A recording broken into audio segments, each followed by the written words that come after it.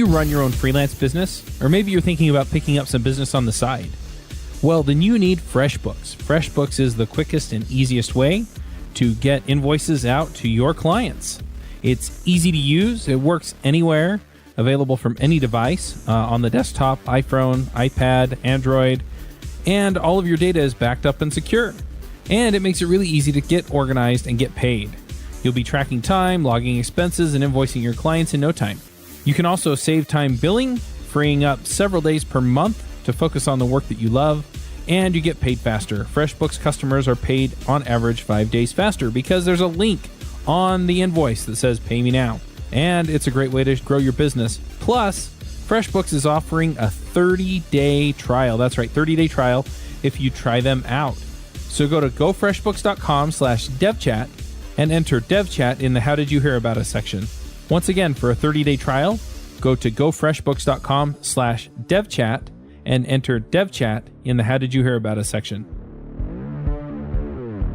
Hey everybody, and welcome to another My JavaScript Story. This week we're talking to Tim Caswell. Tim, you want to say hi? Hello. Now, it's been a while since we talked. You were a regular on JavaScript Jabber, so I'm not going to list all the episodes you were on. But yeah, it's just fun to catch up, see what your story is, and see what you're doing these days. Cool. Let's go ahead and just dive right in. This is always fun to do with people that I actually know somewhat well. So how did you get into programming?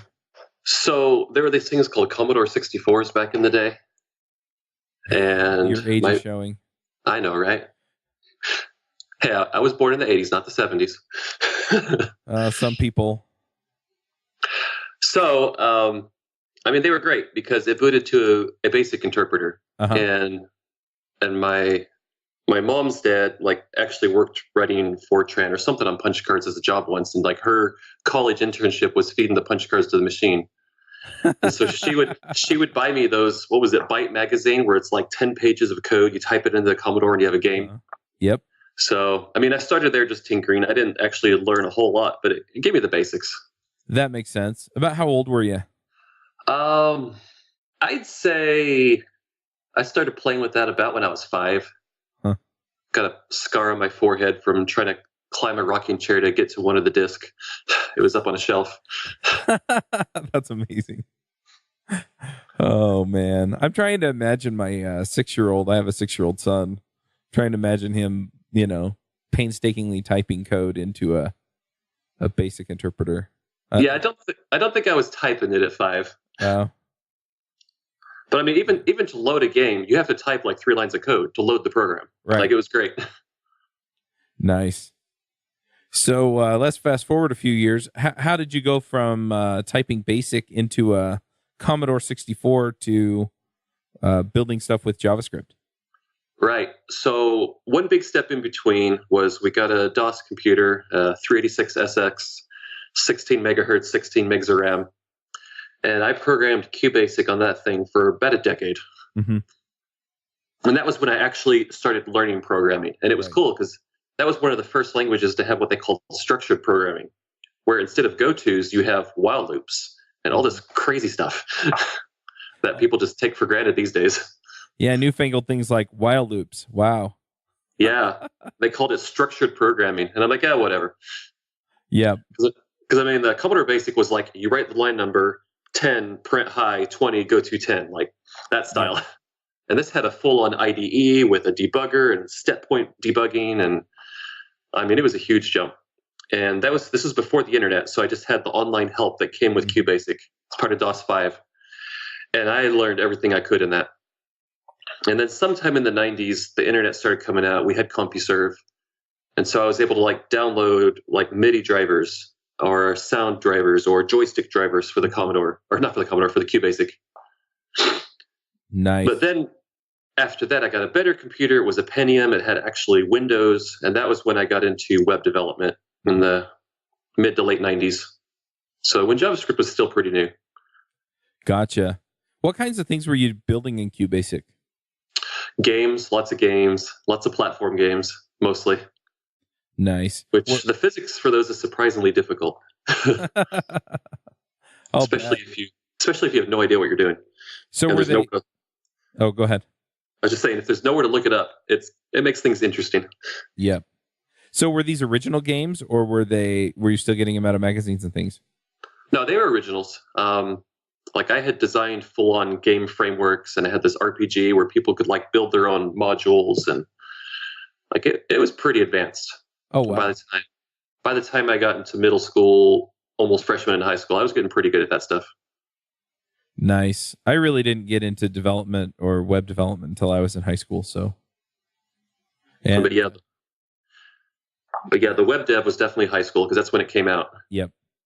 And I had a startup in the late 90s, 3sharks.com, and we made DHTML games that embedded in your new .com boom website. And it was pure JavaScript and HTML and CSS. And we were way ahead of the game. Like everyone thought we were insane. They said, why aren't you using Flash or Java? Yep. And we supported IE5.5 and Netscape Navigator. Oh, I forget what version. And when IE6 came out, I'm like, oh, finally a good browser. Oh, those were the days. And it was good for a while, and then it just stayed the same forever. Yep. It's funny, too, because now we talk about, I have this client that's still on IE6. Well, I mean, compared to what we have, it's a different platform. Yeah, but it was such a leap forward. I mean, back in the day when we had these things. So yeah, Netscape layers were not my thing. I'm glad they pulled that out. Yeah, I never really got to that point. I mean, I was just fiddling with HTML in high school. And to be perfectly honest, I mean, you mentioned you were born in the 80s. I'm not that much older than you. I was born in the 70s, but only by like 2 weeks. Right, late 70s. So yeah, and so I'm thinking about this same era, you know, and I was fiddling around with GeoCities and Angel Fire and, doing HTML stuff on there. And, I'd go look up what somebody else did with JavaScript and copy it to my page and tweak it a little bit. Oh, GeoCities. I remember that one. That was fun. Yep. Yeah. And then we also did some programming. We built some robots and things like that in my electronics classes and played with an 8086 and. Oh, cool. Stuff like that. We were putting in bytecode with pins. Nice. And so we would high, low, high, low, high. and then this is a jump command or put this number in the register command. Yeah. That's the stuff I wish I'd done when I was younger. So I think that's a lot funner, especially if you're beginning. Because you see the bridge. I finally bridged them when I was doing my eternal freshman year. I think I was a freshman for like 5 years in college. But one of those freshman years, I was an electrical engineer student, and we had the intro to, what do they call it? Computing or electrical systems. And like there was a lab where you took AND gates and OR gates and NOR gates and you built logic circuits. Yep. And we learned how CPUs work internally, all the way down from this is a transistor in the physics, all the way up to this is your assembly. And then, of course, from assembly up, I already knew because I've done C and all that. But that whole, how does assembly tie to physics? That was the bridge I was missing. Yep. And I wish I'd done more of that. Yeah, that was fun stuff. I studied computer engineering in college, and so we got all the way down to tracing out each transistors painstakingly on the in the program to print to the silicon. My youngest sister's doing computer engineering now up in Rexburg, and she loves nanotech. She's learning programming, so I think she'll do fine. Yep, absolutely. So, did you go to school to get a computer science degree, or? So, I mean, I obviously had the experience before I went to college. Right. So straight out of high school, I had a scholarship to Central Arkansas. It was like full ride plus stipend. I later found out why. They were just trying to import people with good scores. The teachers had no idea what they were doing. Nice.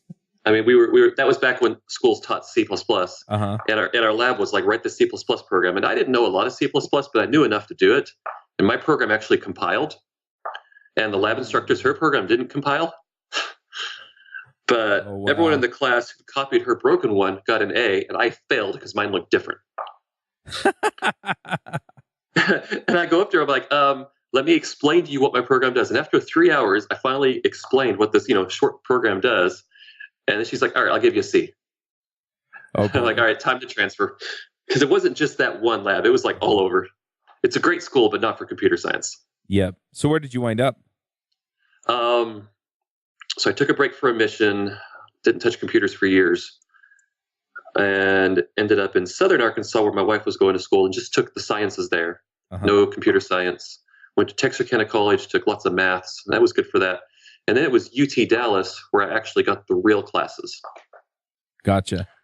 And I did electrical engineering there for a while, and then decided it was just too hard because I was working full time. I had kids, I had a mortgage, I had a full-time job. It's too much. So I switched to software engineering because I've been so burned with computer science. I'm like, software engineering, that sounds fun, which was probably a bad idea because I'm not a manager and I really could care less for agile process. But I do have a degree in software process now. There you go. Where did you go on your mission? Anaheim. Spanish speaking. Oh, nice. I was fluent Mexican. Nice. Yeah, my sister just got back from a mission in California that was Spanish speaking. So it's fun. Yep. It's almost Mexico, not quite. Yeah, I'll take your word for it. But yeah, that was right during the end of the .com boom, so I missed all the fallout from that. But my startup had failed anyway, so it didn't matter. Yeah, I missed a lot of that as well. I was in Italy, and so for my mission, and again, was focused on other things. So, but I came back, and there were better versions of Windows, and computers were faster, and the internet was really taking off, and I just went back into web development. I mean, I also learned some Ruby and some Python, and in school I learned some OCaml and some functional stuff because they had this concurrent enrollment thing where you could take graduate classes as an undergrad and it would count as dual credit. Right. And I said, heck yeah, because those were the classes I was interested in. So most of the undergrad classes were extremely boring because I'd been, at this point, a professional programmer for almost 10 years. Right. And I'm just like, I'm done with this, but I have to get through this to get to that. Yep. And those classes were awesome. Like there was a class on here is how you build your own SQL query engine from scratch and how to optimize it. Here's how to design your own programming language so that it's mathematically proven safe by your design, and like network security and protocols and like things that are actually useful once you get to senior engineer type stuff. Yep.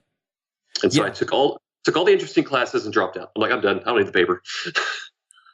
That's really interesting. I have a brother that's studying computer science now, and he's like, he's in like some discrete mathematics course.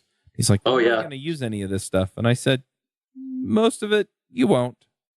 Well, discrete math is programming. I mean, it's logic, but you'll learn that through learning programming anyway. So, yep. And the induction stuff, probably not. You're not going to mess with that. Yep. So, kind of funny. So you've been around for quite a while doing this stuff, and you've done some really interesting things throughout your career. I mean, you built, what was it, Git in JavaScript? Oh yeah. You've written your own language. It was based on Lua. I'm trying to remember what it was called. Maybe you're thinking of Luvit. Luvit, yeah. Yeah. So the language is Lua, but it's basically Node.js for Lua. Okay. So it's a server-side Lua with all the same primitives as Node. Yep. And then you've also worked on a browser-based IDE system. Cloud9. Yep. Who was recently acquired by Amazon. It's now AWS Cloud9. Oh, really? And I was very pleased to see it. I checked it out, and it still had all the features that I had proposed and implemented back when I worked there. Nice. I'm like, yeah, they stuck. That's confirming. Yep. So that was a while ago. So what's the thing that you're most proud of? What's the thing that you feel like you've contributed that has made the most difference in the community? Maybe those aren't the same thing. Yeah, I definitely did a lot of stuff in the early Node.js days, getting that off the ground. My role was kind of the, communicator, documenter. Like I made the howtonode.org blog, and I moved out to California, and I organized lots of meetups in the Bay Area. And I designed the Connect framework. That's the whole request response next thing that Express then used because I worked with TJ at the time, and he's like, "Oh, that's cool. Let me rebuild Express on top of that." Nice. So influence-wise, there's all that JavaScript stuff, and then ironically, the one project of mine that is the most popular by far was the one that was written in Bash. Oh, really? And you know what that is, right? I don't. NVM. Oh, right. Now, it's not my project anymore. Jordan maintains it. If you look at the graphs, it's like 90% his code. Right. But I invented it. I created it. Nice. Yeah, that kind of thing is really handy. It's insane how popular that one is. It surprised me. Like, of all my open source methodology is I just make things, throw them on the wall, and see if they stick. If they don't stick, I abandon them because I don't have time to maintain things no one's interested in. Right. And so I get a bad rap for abandoning things. I mean, I've got 400 abandoned projects on GitHub. But I mean, that's just how I discover what people want. I have 2 or 3 or 4 that are really popular. So it's fine. Yeah, that makes sense.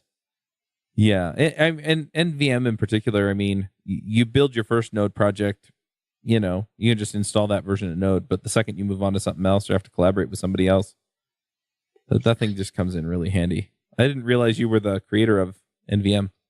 Yeah. Yeah, it's still under my GitHub, so everyone thinks I'm the maintainer. I'm like, no, it's Jordan. But whatever. Yeah.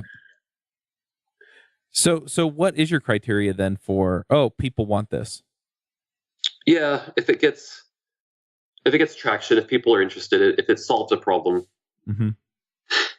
Or do you have a number in your head as far as like stars or downloads or? No, it's not very scientific, and it varies a lot by how much time I have and how much interest I have. Right. If I lose interest and no one cares, it dies. Mm-hmm. If I lose interest and lots of people care, I find a new maintainer. Right.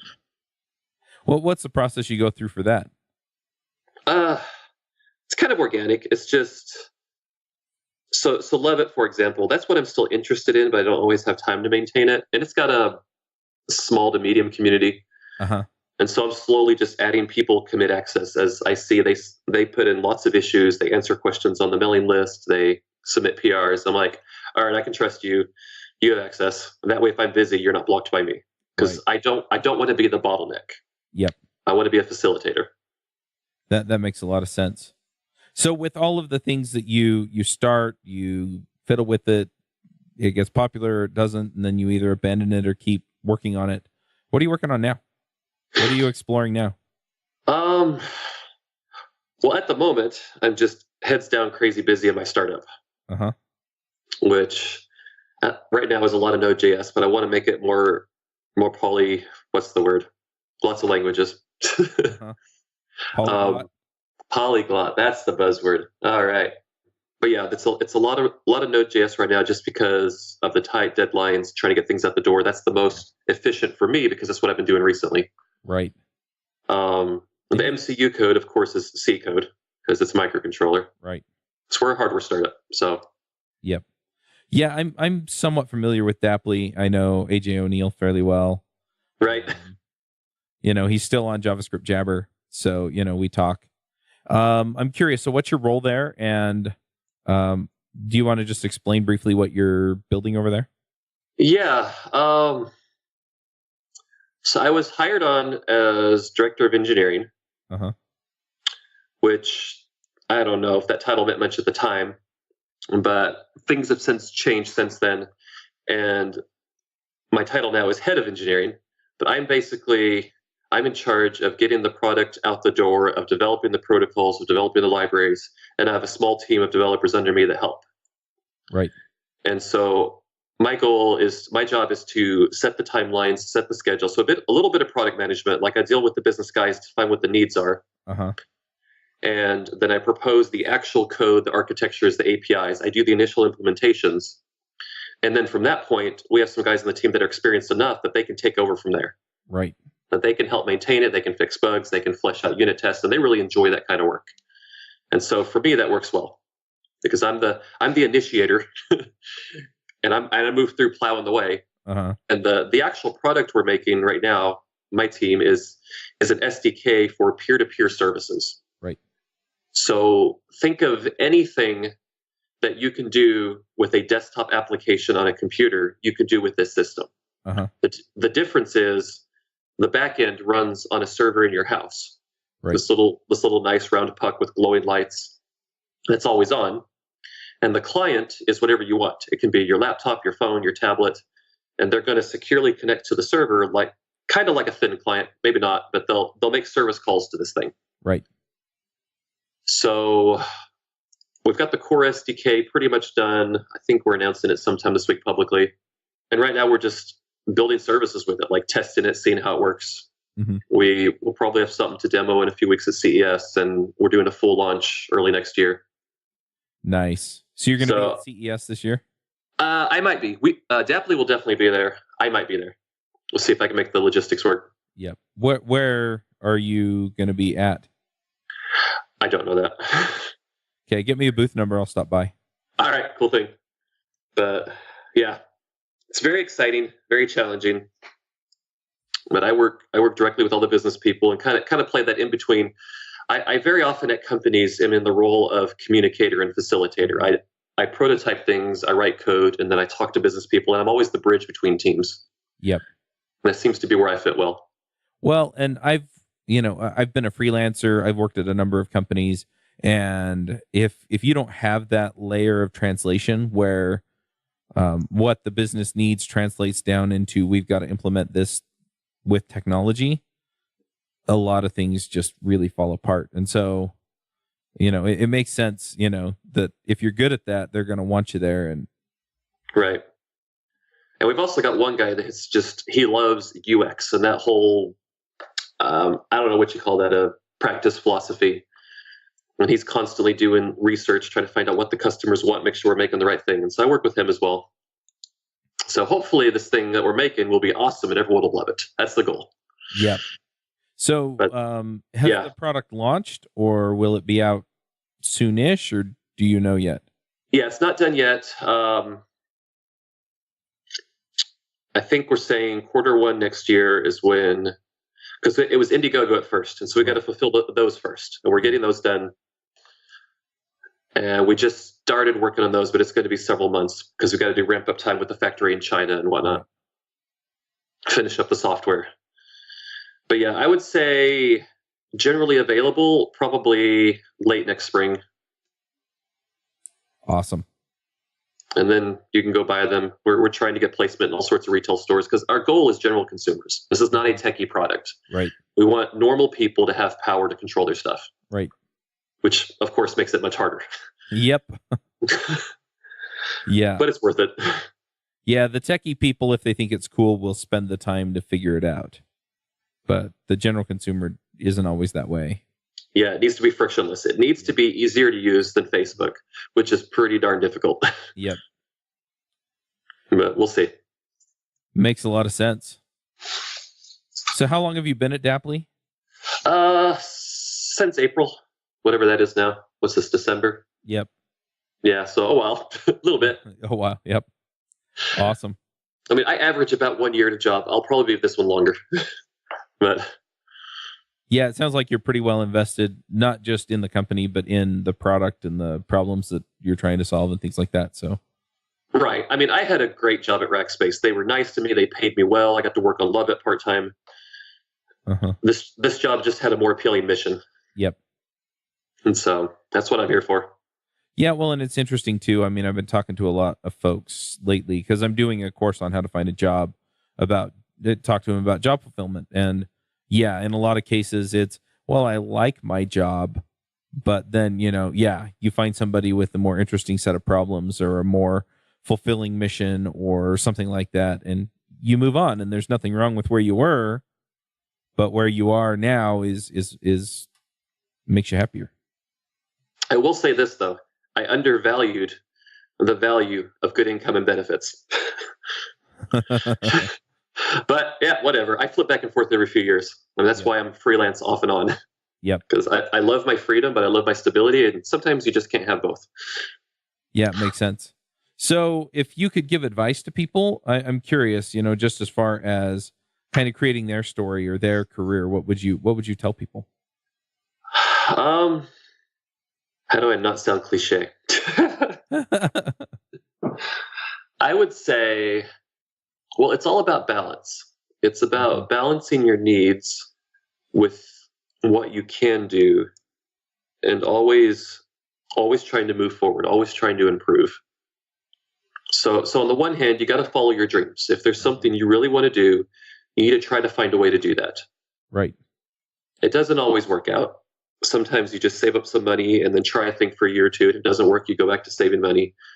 Because if you're an experienced programmer, you can always get a job somewhere that pays. Yep. It's where, for now, we're still in very high demand. And then you can then use that money. Don't waste it. Save it. Use that money. That empowers you to then do more interesting things if you want. But if you're lucky enough to find a job that's awesome and pays well, I mean, why not stick around for a while? Yep. To me, it's all about how much value can you provide to the world. I believe in getting paid for value. I don't want to make money if I'm not providing value. Right. And I don't mind providing value for free, but it's good. I mean, like I've done, I don't know how many thousands of hours of open source that I've given away for free, but to me, that was just career investment. Because that kind of work helps get you the paying jobs, and it helps keep me sane. Because sometimes your day jobs aren't the most fulfilling, but if you can just make an hour or so every once in a while to go work on something that you completely control, that you set the deadlines, then that alone will give you the outlet you need. I love so that's where a lot of my open source comes from. I mean, the job's not bad per se, but I'm like, hey, wouldn't it be cool if there was a programming language that had this feature? I can make one. Let me go make one. Yep. And usually nothing comes of it, but you never know. Yep. Interesting. So do you feel like that kind of encompasses if you could put a theme to your career? A theme? And like, does your advice kind of encompass that, or? Maybe. So my mission in the world is to inspire people to realize that they can do anything, especially creative things. Right. I love the creative process. I love making things. That's why my nick online starts with the word creation. Right. And then I add IX because that was back when Linux and Unix and all that. There was like star IX. So I'm like, whatever. We'll just add an IX to it. It's CreationX. Right. And it's not exclusively software. I mean, if you come to my yard here, there's an icosahedron jungle gym that I built one day just because I wanted to see if I could do the math, because it's complex math. I ended up having to pull out a CAD program to get the angles right. But then once I did, I got this icosahedron out of 2x4s. And it's really cool. I don't even know what an icosahedron is. If you ever do D&D, it's the D20 dice. Okay. 20 triangles. So just imagine a big giant one of those out of 2x4s. Nice. It's pretty cool. And you got some kids to climb on it and stuff. Oh, they do. Nice. But yeah, I just want people to realize that we as humans are capable of so much more than we do, especially creating. We have the power to create. We have the power to make things. And I gravitate towards software for two reasons. One, because it's very easy, relatively speaking. I mean, I love building things, but wood is expensive. Tools are expensive. You get sore, you get tired, you cut yourself. Whereas with software, you can go out there, you can buy a $200 Chromebook, and you can start writing JavaScript. I mean, it's maybe not the ideal system, but you can do it. Yep. And you can publish it for free online. And I mean, it's almost limitless what you're able to do on a tiny, tiny budget. And so my goal is always to empower people. And in particular, I want to help kids realize what they can do, because electronics for kids these days are very consumer focused. You just use the locked down, polished, shiny device and download the games and play the rules of the games. And it's horrible. I want them to be able to create things. So if I had my dream, I'd make like a programming environment that works on a tablet or with a gamepad. Somehow the gamepad's got these controllers and buttons. Surely we can find an efficient way to input code using a gamepad. And then they could hook this little stick to their TV and they could write code. Like stuff like that is what really gets me excited. And the other side is just enabling people to own their data. And that's why I got stuck. That's why I started in Daphne. Yep. Because it's interesting. I want to enable people. I don't know if that's a theme or not, but no, but it makes sense. And I definitely agree. I mean, what I find, at least for me, is that the thing that that holds me back from that level of creation is my own crap, right? It's my own limitations in thinking, and so yeah, just having that belief, and then having the tools, and I definitely see where just pushing people and saying, look, go try it, go create it, go do it, go find a way. Yeah. For example, have you ever wished you could make your own programming language? Yes. And now, does it seem like magic? Does it seem beyond your abilities? It does seem like magic until I actually sit down and start thinking about what the process is, and taking that first step. I mean, that's the thing, is it feels like magic until I look at that first step and it's like, oh, well, I just want to make a plus operator. Right. And then it's like, okay, well, then I need to sit down and, write some C or some C++ or something like that and compile it. And then do I have an interpreter that'll run it? Or however I want to approach it. But yeah, it does. And in a lot of ways, it seems like magic, especially with the complex interactions that we see in modern programming languages like JavaScript. Oh man, JavaScript's pretty complex. And so it's not quite up there with C++ yet, but man, that one's crazy. Yeah, but at the same time, so I look at some of the ways that JavaScript is written or JavaScript does things, and it's writing a plus operator seems pretty simple, but writing some of the functions and closures and hoisting and I don't even know how I would start with some of that stuff, right? Right. And some of that you just need to be exposed to the ideas. Yeah. But a lot of it, like you mentioned, is that initial, you don't think you can. And if you don't take the time to look into it. Yeah. I mean, I'm not saying everyone should write their own programming language or their own web framework or their own database. But I think we should all be comfortable to know that we could if we needed to. Yep. And that's why if you look at a lot of my talks at conferences, they're always mad science experiments. Nice. The one I did at .js in Paris was probably the craziest. I don't know if you remember that one. A couple of years ago, I think. But I had proposed, I'm going to make a programming language for kids, for microcontrollers, for robotics, that has zero punctuation and a browser-based IDE so that kids can open up a Chromebook and program robots. Sounds great, right? It sounds crazy. And then I had to implement the entire thing for my talk. So I'm in my hotel room in Paris the night before. I don't even have a compiler yet. And I'm demoing it on stage in a few hours. Right. But you know what? I demoed it on stage in a few hours. And my, I think he was 9 then. Like, he's on stage in front of 1,000 people writing code for this language that I had just invented and taught him, and making robots dance on the stage. And the whole point of that was not to show people, hey, I'm awesome, look how fast I can code. It was, look, if I can pull this off, you can do anything. Right. I mean, yes, I have a little experience of writing compilers, but there's nothing special about me other than I'm not afraid to try. Yep. And if people just realize that, if you're not afraid to try, gain the experience over time, you can do anything. Yep, absolutely. It's absolutely true. But I wouldn't recommend a talk that aggressive. That was not fun. That was a rough night. I'll bet. Like, I don't even have a compiler.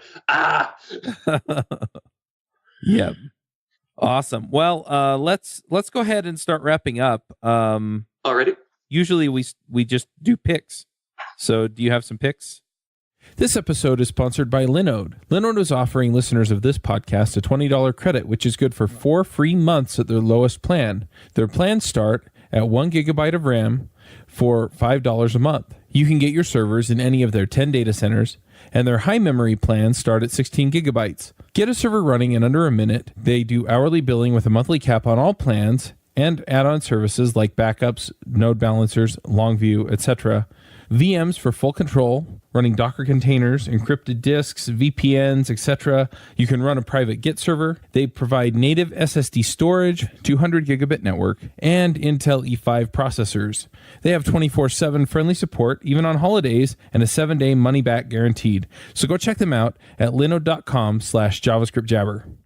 Oh, picks. Oh my goodness. Well, of course, there's Dapply. Yeah. If anyone's interested in the SDK, well, we should be announcing it soon anyway. So just be on the lookout for that. And I'm looking for people to write services and see if this platform is as awesome as I hoped it was. The thing I designed. Right.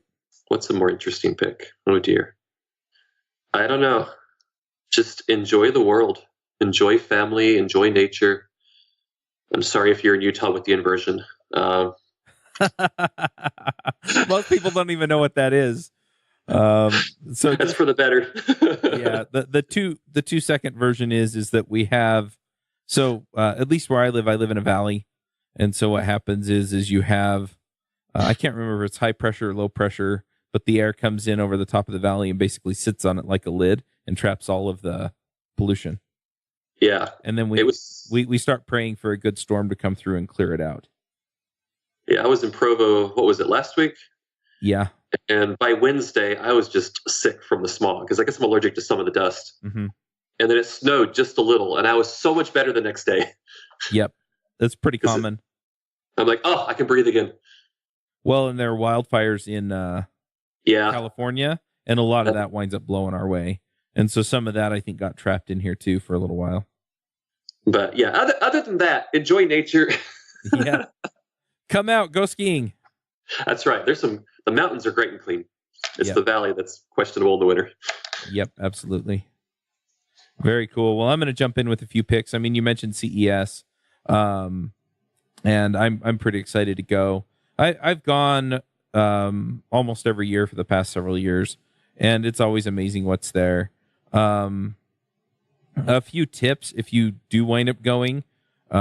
Set up appointments with the vendors that you want to see. Even the big ones will, like I'm going to I have an appointment with Samsung, and they're going to show me all their stuff.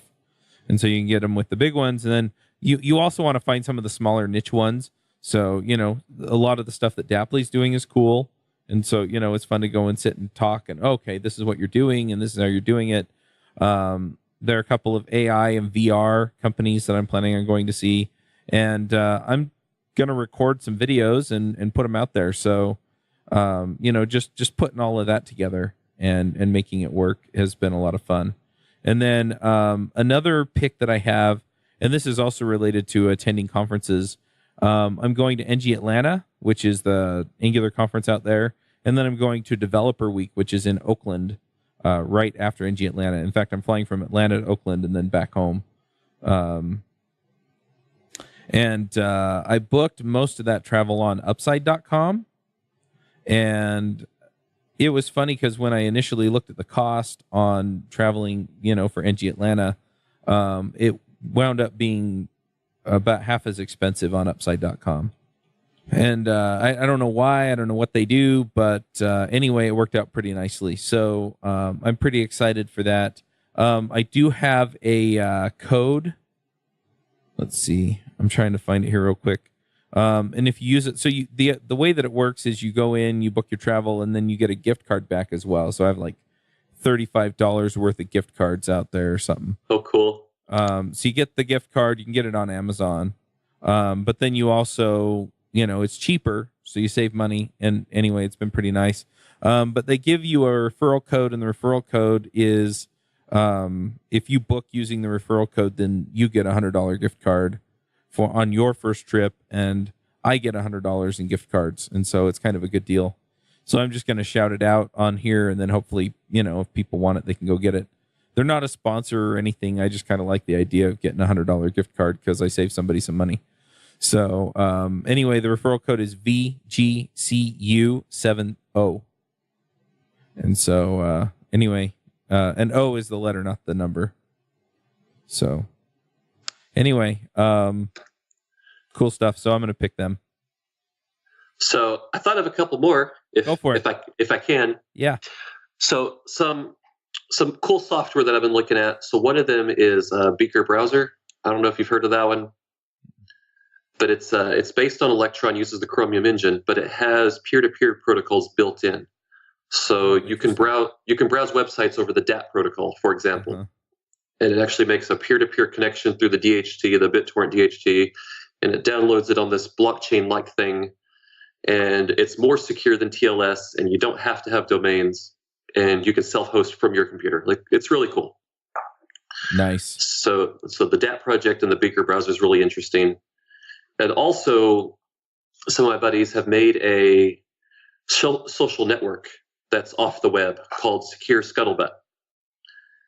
And again, it's another crypto-based thing where you get on through these hubs that are kind of like invitations, and it's a completely encrypted end-to-end social network. And the people on there are really fun. It's a lot of techies, a lot of people living on farms and in Hawaii, and really cool stuff.